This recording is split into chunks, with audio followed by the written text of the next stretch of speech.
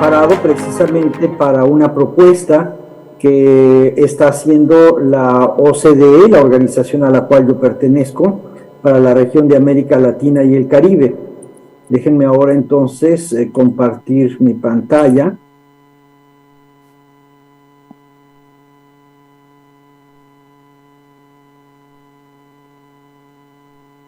Bien, lo primero que tal vez quisiera yo remarcar es que la neutralidad de carbono es un objetivo que está enmarcado en el Acuerdo de París, es parte tal vez de la Convención de Cambio Climático, de los aspectos de mitigación, pero debe de ir junto con los temas de adaptación y en particular asociado hacia un futuro resiliente, que es la forma en que estamos expresando la necesidad de que tienen nuestras sociedades de adaptarse a un cambio climático y su capacidad de recuperarse a los primeros efectos de este cambio climático, que son los eventos meteorológicos extremos. En la región de Latinoamérica, para empezar a trabajar el tema, ustedes podrán ver aquí en esta gráfica, tenemos ya anomalías de temperatura que derivan en anomalías de precipitación, pero también en distintos eventos pues que están asociados a ahora tragedias humanas, como son los huracanes, las inundaciones, las olas de calor, las sequías prolongadas.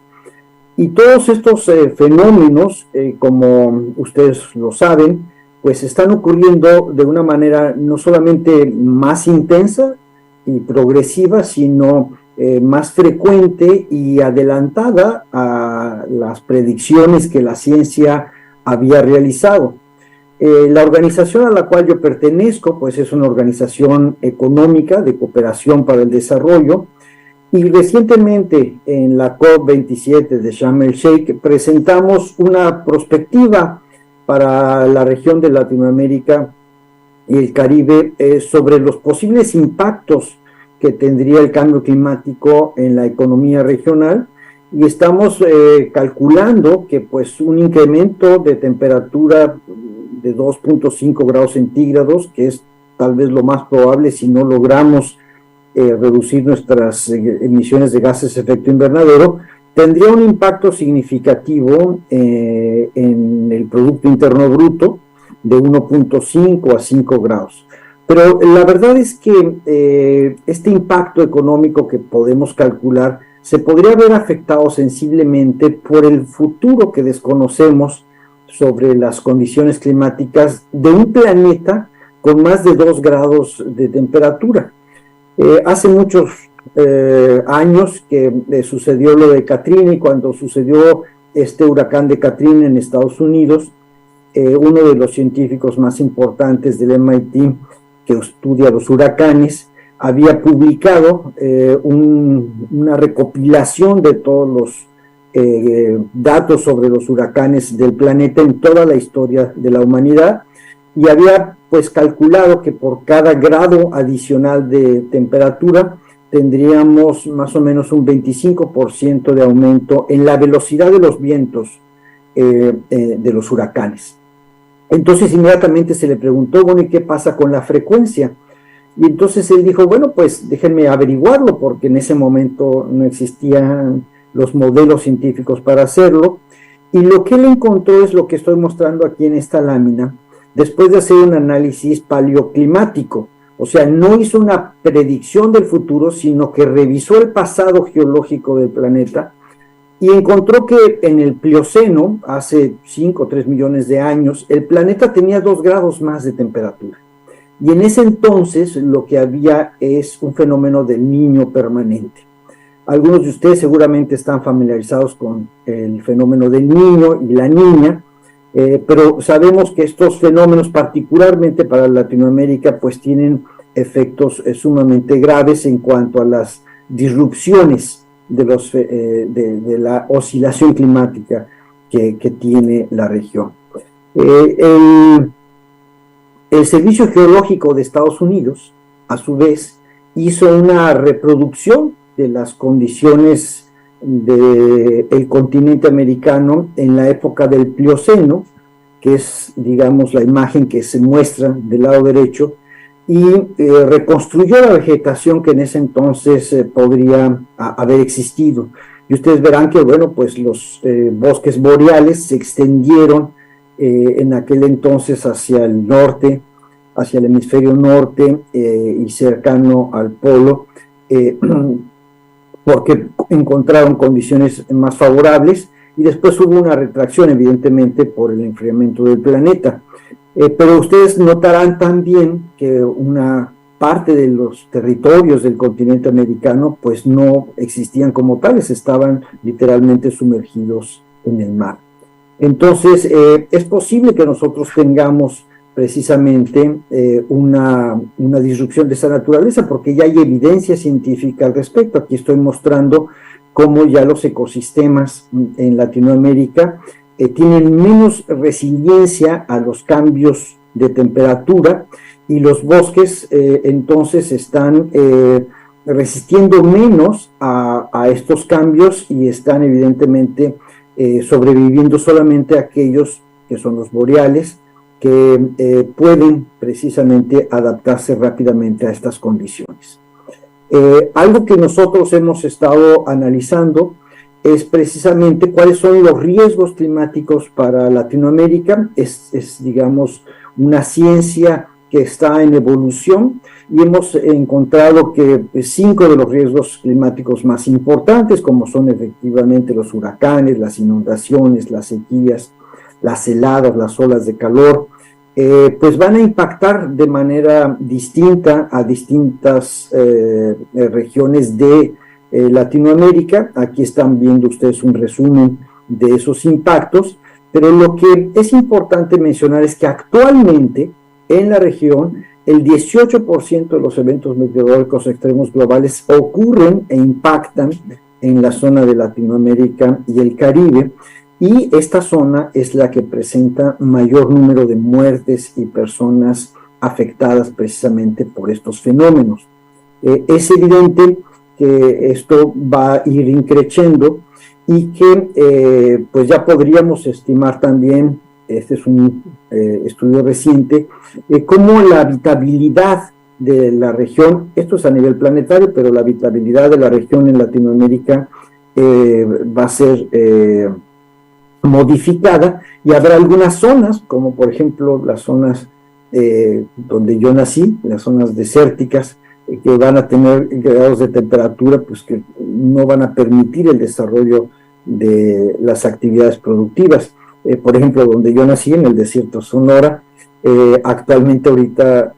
en estos días, o sea, ayer y hoy, las temperaturas alcanzaron 47 grados centígrados, pero los picos han sido de 51 y 52 grados centígrados. Cuando yo nací, el pico máximo de temperatura era de solamente 41 grados. Entonces, ya tenemos un problema serio, y este problema, bueno, pues está derivado, ustedes lo conocen muy bien, por las emisiones que emite el ser humano a la atmósfera de gases de efecto invernadero. En términos generales, Latinoamérica y el Caribe emiten proporcionalmente a su población gases de efecto invernadero, y digamos la huella de carbono per cápita es inferior a la de los países desarrollados. El promedio de la OCDE es de 9.5 toneladas de CO2 por habitante, en Latinoamérica es de 8.4. Entonces nos planteamos, bueno, ¿cómo podríamos bajar esa huella de carbono hasta nivelarla o balancearla con las capturas o el secuestro de carbono de los bosques o de algunas actividades industriales? Y a eso le llamamos neutralidad de carbono, net zero. Pero ¿cómo podríamos hacerlo? ¿Qué ruta habría que seguir? La verdad es que ya muchos de los países de la región, pero no todos, solamente el 30%, se han planteado ese objetivo en cuanto a sus compromisos en la Convención Climática, y han dicho que lo van a lograr,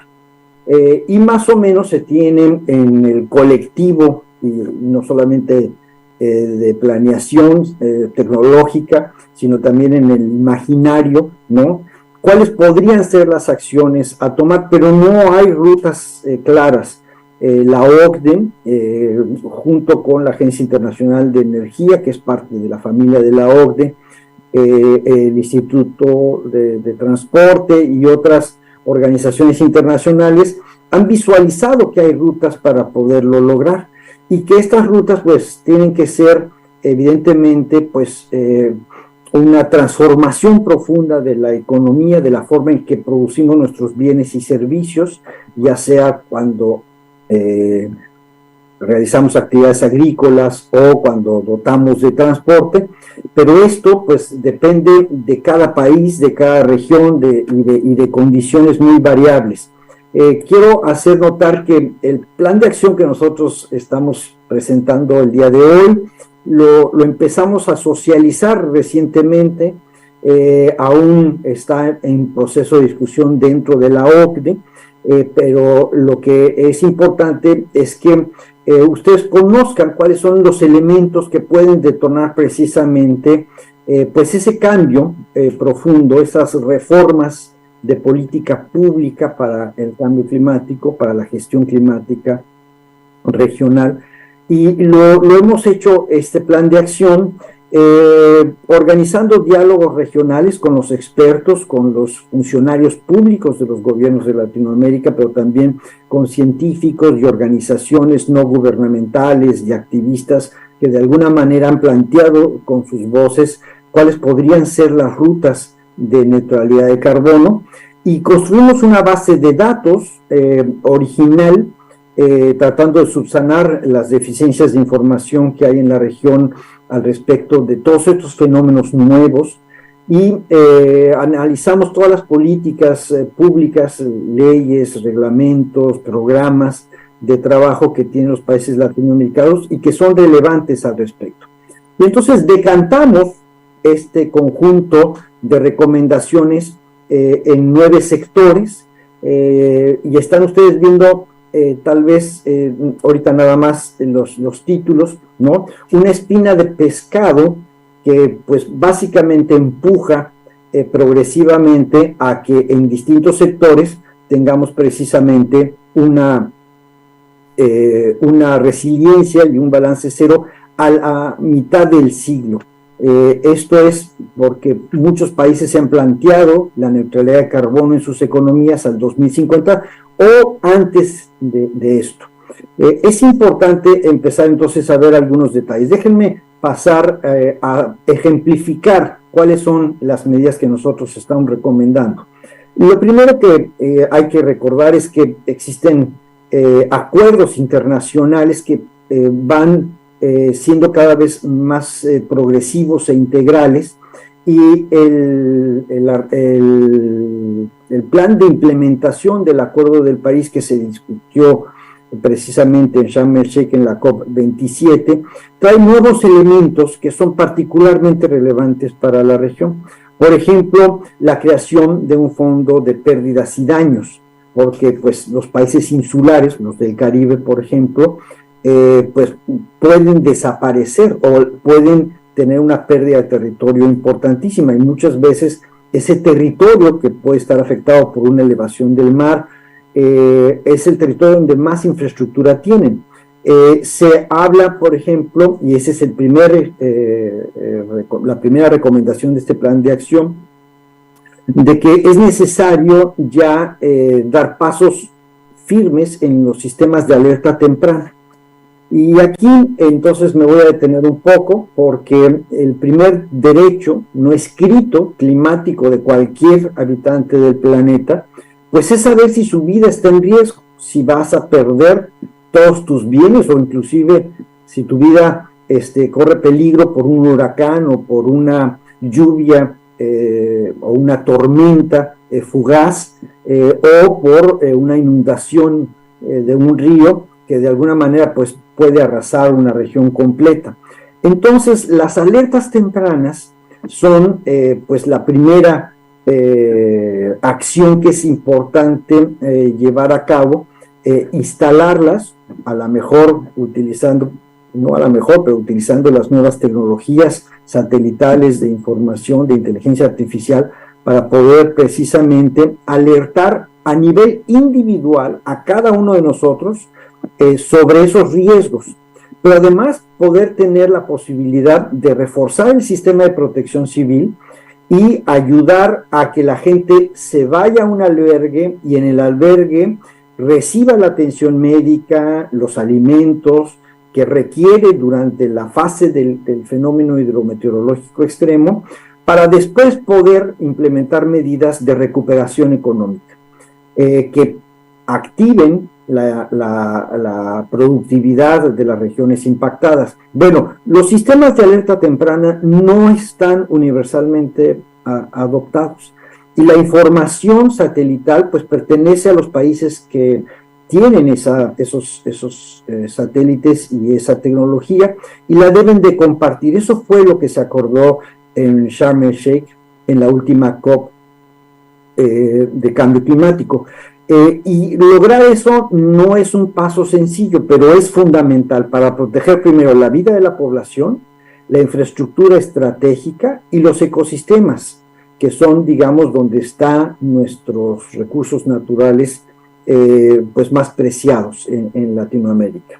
Déjenme pasar ahora a algo que recientemente también ocurrió en Montreal, en la COP15 de biodiversidad. Y en esta COP lo que se habló fue precisamente de que se tenían que proteger los ecosistemas más importantes, se tenía que aumentar el número de áreas naturales protegidas en superficie hasta un 30%, y que además teníamos nosotros que establecer algunas condiciones dentro de estas áreas naturales protegidas, primero para que no fueran parte del problema, o sea, para que no se emitieran gases de efecto invernadero desde las áreas naturales protegidas. Segundo, para que las áreas naturales protegidas no sean lugares en donde se extraiga pues material vegetativo o animales de manera selectiva, o sea, que no descremen las áreas naturales protegidas. Y tercero, que las áreas naturales protegidas pues tengan agua limpia, aire limpio, suelos limpios y no sean contaminadas con plásticos o con productos químicos e inclusive contaminación aérea que proviene de áreas urbanas cercanas a ellas. Algo que es muy importante en el contexto del cambio climático y la neutralidad de carbono es que las áreas naturales protegidas pueden absorber CO2. Y esto es un rol que se les está precisamente ahora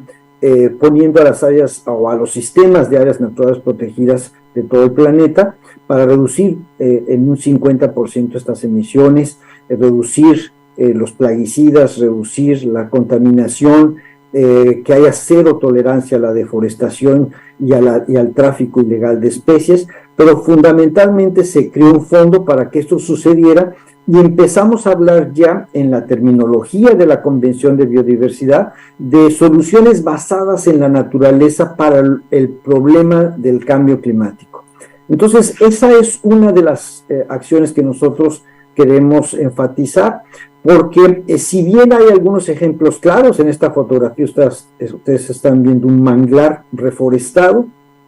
porque los manglares no solamente tienen una gran biodiversidad, sino que además capturan CO2, producen madera, producen evidentemente productos pesqueros, ¿no? O alimento para las poblaciones locales y sirven de barrera contra los fenómenos hidrometeorológicos extremos. Entonces, yo creo que en la región las soluciones basadas en la naturaleza pueden ser más importantes que la transición energética a renovables, porque la huella de carbono de la matriz energética de Latinoamérica ya es baja. Hay países que prácticamente cubren el total de su generación eléctrica con energías renovables, y lo que tenemos es nichos sectoriales en donde es necesario tomar acciones para lograr la neutralidad de carbono. Pero todos los países, desarrollados y no desarrollados, están contando con que los offsets de zonas boscosas van a compensar lo que no se pueda disminuir en gases de efecto invernadero en los sectores industriales o de servicios. Y es ahí donde nosotros encontramos pues grandes posibilidades y sinergias de las convenciones climáticas y de protección al medio ambiente, precisamente con la agenda de biodiversidad. Entonces, la biodiversidad es importante no solamente dentro de las áreas naturales protegidas, sino en la conectividad de las mismas, logrando corredores biológicos. Hay varios corredores biológicos en Latinoamérica y en el planeta, pero en Latinoamérica yo podría mencionar la Patagonia,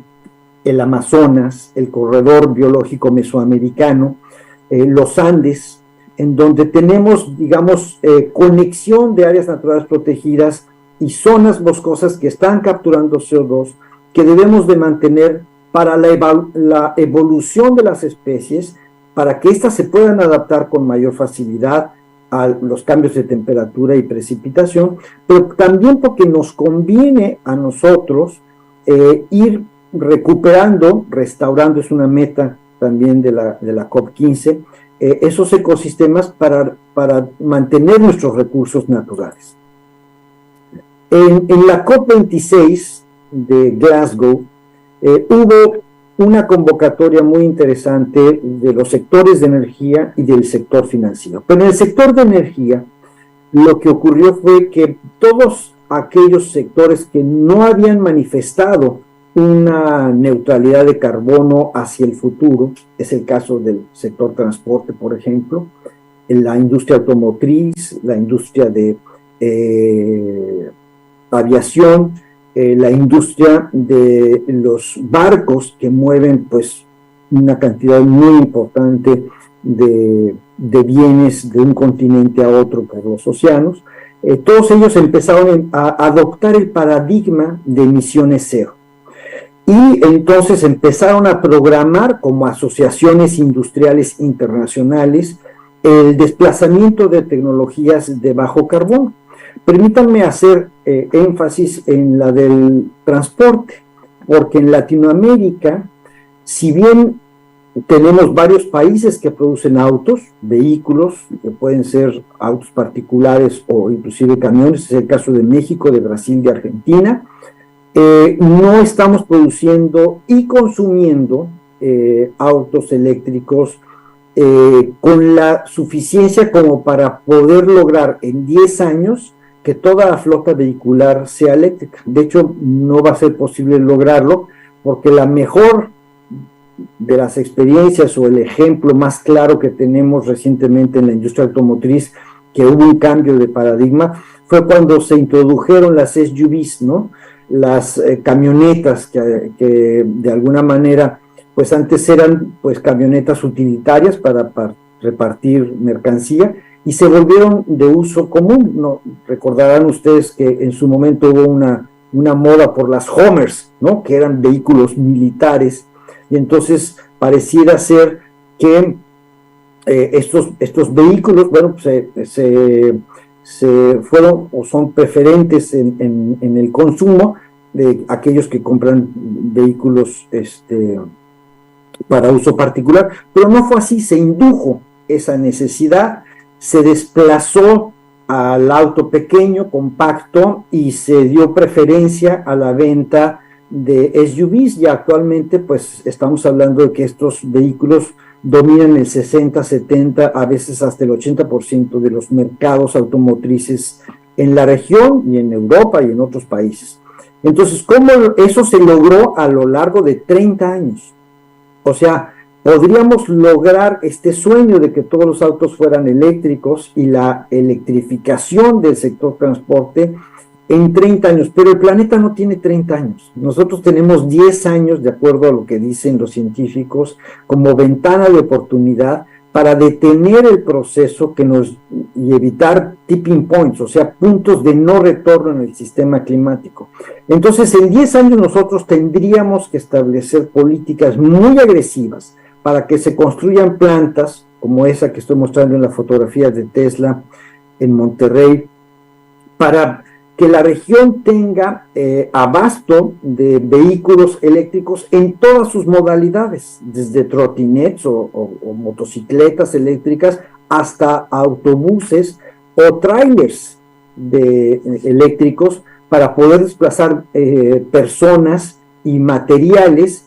sin una huella de carbono significativa. Entonces es importante que haya una descarbonización profunda del sector transporte, pero creando transferencias tecnológicas, como ya ocurrieron en su momento, en sectores clave, como es el sector de autopartes o la misma producción de autos eléctricos. Entonces esto no será posible si no lo aceleramos. Lo mismo sucede con los edificios. Nuestros edificios no están preparados todavía para, por ejemplo, tener celdas de combustible que los calienten o los enfríen, que estén operadas por hidrógeno, y muchos de nuestros edificios no son edificios verdes, bueno, la gran mayoría no son edificios verdes. Entonces tendríamos que tener, al igual que en el sector transporte, una transformación muy rápida de la forma en que construimos edificios, para que los edificios no fueran parte de un problema, sino parte de la solución de esta huella de carbono tan excesiva que tienen las áreas urbanas. La mayor parte de la población de Latinoamérica vive en zonas urbanas y no estamos construyendo ni nuestras casas ni nuestros edificios, ya sea de apartamentos o de oficinas, con criterios certificados de edificios verdes. Las certificaciones que existen en Latinoamérica son las adoptadas del mercado inmobiliario norteamericano o europeo, pero la verdad es que se necesitan desarrollar criterios de edificación verde a nivel local, pero también propios a la idiosincrasia, los materiales y la forma en que construimos en Latinoamérica. Déjenme avanzar rápidamente a algo que sucedió desde el punto de vista financiero y en Glasgow, y que de alguna manera está resumido en estas láminas. Estoy solamente mostrando las láminas porque después compartiremos la presentación y ustedes podrán consultarlas. Pero lo importante en esta lámina es que también viene una transformación del sector financiero importante que va a ayudar a estas acciones que yo estoy comentando. Anteriormente, pues se hablaba de que los países desarrollados, y ahorita voy a mostrar algunos datos, iban a desplazar 100 billones de dólares, o sea, en 100,000 millones de dólares en la forma en que nosotros expresamos los números, y esto pues no está ocurriendo, pero no obstante que se están, digamos, depositando o donando millones de dólares a los fondos climáticos, y se están desplazando billones de dólares en distintos fondos, por ejemplo, de la banca multilateral, como el Banco Mundial o el Banco Interamericano de Desarrollo. La verdad es que lo que se necesita son trillones de dólares, y es el sector privado quien tiene que desplazar. Bueno, lo que sucedió en Glasgow fue una alianza del sector financiero para desplazar esos trillones de dólares que requiere la población, los empresarios, las industrias, para hacer las transformaciones que yo estaba mencionando en el transporte, en la edificación, o a nivel inclusive del sector turismo o agrícola. Vamos a comentar un poquito más adelante. El sector financiero ha establecido ya reglas recientes, no estoy hablando de hace muchos años, que progresivamente ha consensuado entre bancos centrales, organizaciones financieras de crédito, y estas ya empiezan a homogeneizarse en la región a través de estos conceptos como tipo ESG, pero básicamente nuestros bancos tienen que poner el dinero pues en negocios buenos y no seguir invirtiendo en negocios que son perjudiciales al medio ambiente o al planeta. Entonces, la OCDE está proponiendo 10 políticas transversales para la neutralidad climática. Aquí están listadas, no las voy a mencionar todas, estoy solamente poniendo algunos ejemplos de acciones sectoriales y ahora de políticas que nos parecen que son importantes, porque la región de Latinoamérica tiene características muy especiales si la comparamos, por ejemplo, con Asia o con África. El acuerdo de Escazú, si están ustedes familiarizados con ese acuerdo, por ejemplo, aborda el tema de la justicia ambiental, de la justicia climática. Tenemos muchos pueblos originarios en posesión de recursos naturales que están defendiendo sus tierras, están defendiendo sus ecosistemas y son continuamente agredidos por un desarrollismo, a lo mejor mal entendido, de manera coyuntural en algunos de nuestros países. Pero es importante que el desarrollo sustentable sea inclusivo, que tenga componentes de justicia ambiental, porque así lo están reclamando las comunidades locales, y de esa forma podamos sacar de la pobreza a millones de personas de la región que no se ven participando en esta nueva idea de neutralidad climática del futuro. Y yo creo que esa es una de las particularidades, esa es una de las prioridades que tiene la región. Pero déjenme platicar con ustedes de los elementos de gobernanza climática que había ya previamente comentado. O sea, todos nuestros países están comprometidos en enviar o elaborar sus contribuciones, sus compromisos nacionalmente determinados, sus planes de acción nacionales, pero también sus estrategias de largo plazo, porque el cambio climático requiere de una estrategia de largo plazo.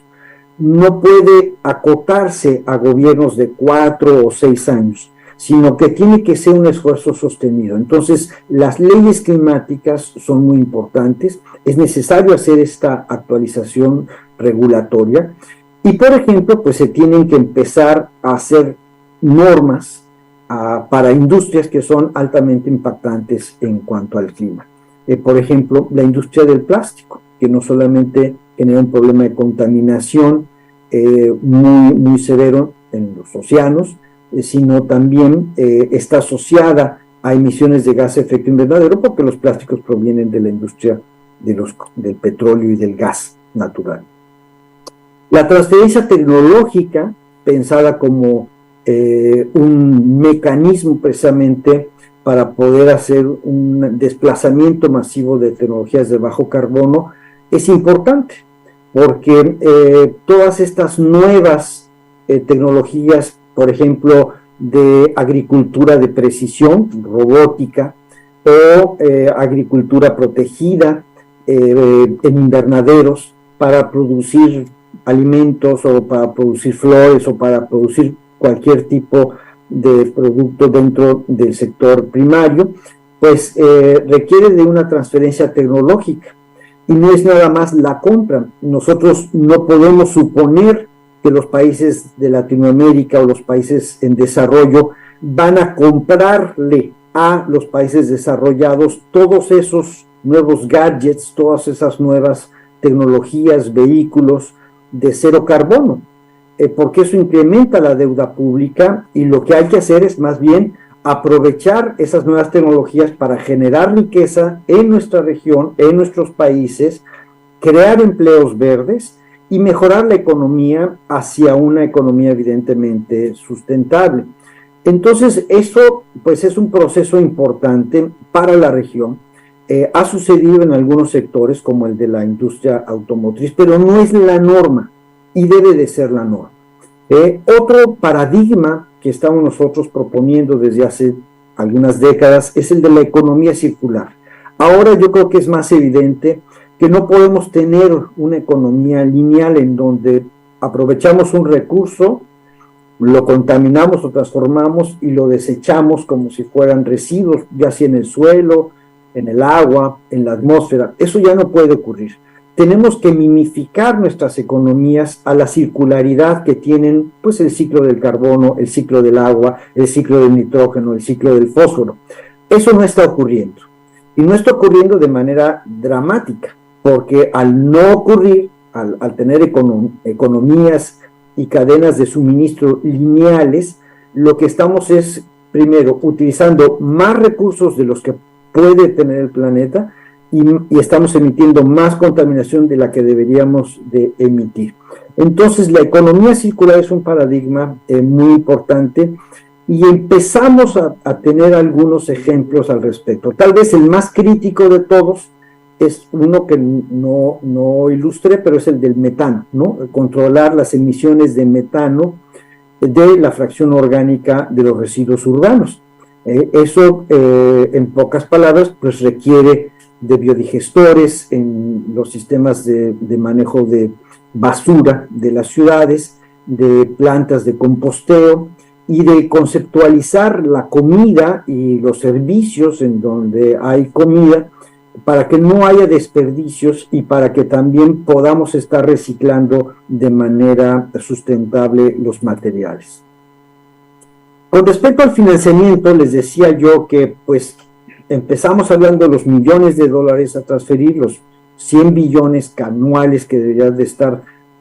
movilizando los países desarrollados. No hemos logrado esa meta todavía. Pero el problema no es ese, sino que los países latinoamericanos apenas usan el 17% en proyectos para gestión climática de ese dinero. Y estamos hablando de muy poco dinero. O sea, no podemos transformar nuestras economías invirtiendo tan poco dinero en las nuevas rutas de neutralidad de carbono o de baja emisión de carbono. Entonces el financiamiento tiene que ir acompañado de señales económicas muy claras en cuanto a la emisión de contaminantes o emisión de gases de efecto invernadero. Algunos de esos gases les llamamos contaminantes criterios de vida corta o contaminantes climáticos de vida corta, como por ejemplo las emisiones de los autos, ¿no? O el propio metano. Y entonces las señales económicas ahorita se están dando a través de imponer un precio directo o indirecto a las emisiones de gases de efecto invernadero. Nosotros en la OCDE estamos proponiendo que el benchmark debe de ser de 60 euros la tonelada de CO2, y en los países latinoamericanos pues esto no está ocurriendo en términos generales. Bueno, algunos países ya lo están aplicando, como estamos viendo en esta gráfica, pero en Latinoamérica estamos por debajo de ese benchmark de 60 euros la tonelada. En esta gráfica ustedes están viendo varios de los países latinoamericanos, en particular, bueno, México, por ejemplo, está en 20, o Costa Rica está ligeramente arriba de 40. Pues con esto quiero decir yo que las señales económicas son muy importantes. Esperemos que pronto el plan sea aprobado por todos los países de Latinoamérica que son miembros de la OCDE o socios de la OCDE. Les agradezco mucho la invitación a esta academia, a este foro internacional, Academia Net Zero, que organizó precisamente Virtual Educa. Muchas gracias por su atención. Muito obrigado, muitas graças ao Dr. Rodolfo Lassi, que nos partilhou aqui a sua visão e experiência sobre o desafio global da sustentabilidade, focando, claro, a sua atenção no Net Zero. Bem-aja, muito obrigado, muitas gracias. Gracias a ustedes, que estén muy bien, que tengan muy bonito día.